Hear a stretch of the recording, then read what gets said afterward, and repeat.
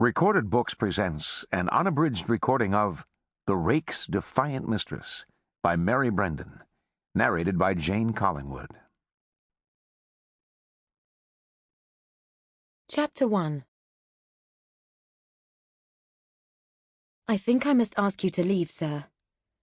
The lady received no response to her firm request.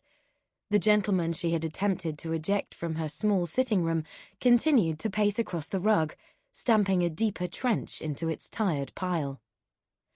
Dr. Bryant!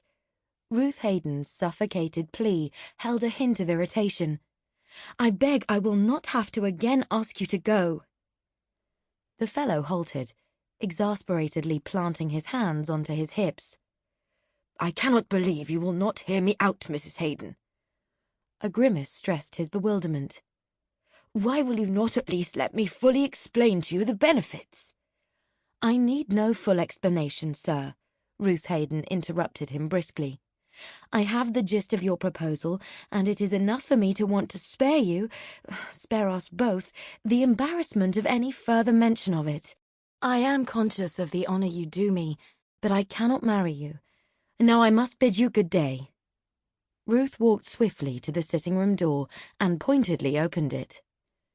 As he realised he was being summarily dismissed, the look of surprise quit Dr. Ian Bryant's features to be replaced by one of anger. In the rural town of Willowdean, he was an eminent member of society and not used to receiving such a set-down.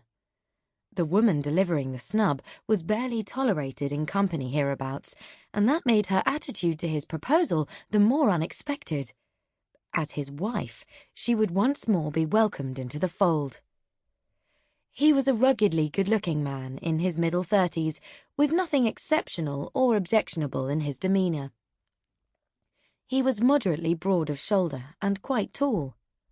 Now he drew himself even higher in his shoes before stalking towards the exit. Had you not once given me reason to hope that you would welcome my attentions, madam, I would not be here at all. His lips curled in satisfaction as he noticed how that barb unsettled her. High spots of colour burned on Ruth's slanting cheekbones as she recalled the incident to which he referred. But she tilted her head to a proud angle and squarely met his eyes. I think on that occasion too, sir, you presume too much, she rejoined coolly. I was in need of a little comfort when my father died suddenly. I again thank you for giving it to me. Now there is no more to be said.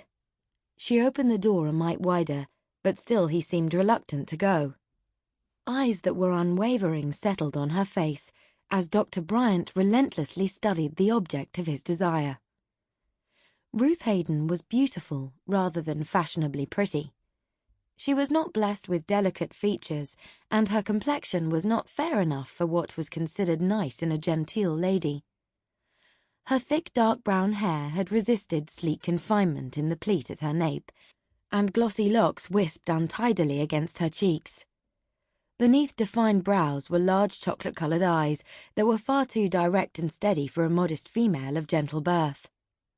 The womanly trait he normally found alluring, flirtatiousness, was absent from her character. Today she might have blushed and lowered her eyelashes before him, but that was due to her being disconcerted, not playful. Yet, in mocking contrast to her straight-laced attitude, was the curvaceous body he had once, far too briefly, felt moulding to his. His eyes were drawn to it now.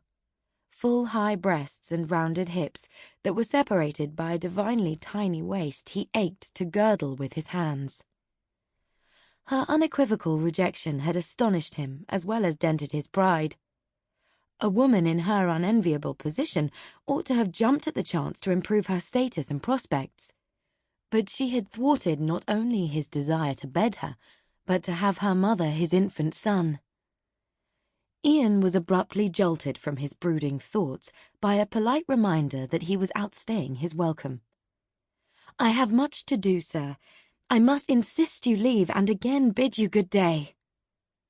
Without another word, Ian strode out. Within a moment, Ruth closed her eyes in relief as she heard the bolts being slid home. Her maid appeared on the threshold to the sitting-room. Sample complete. Ready to continue?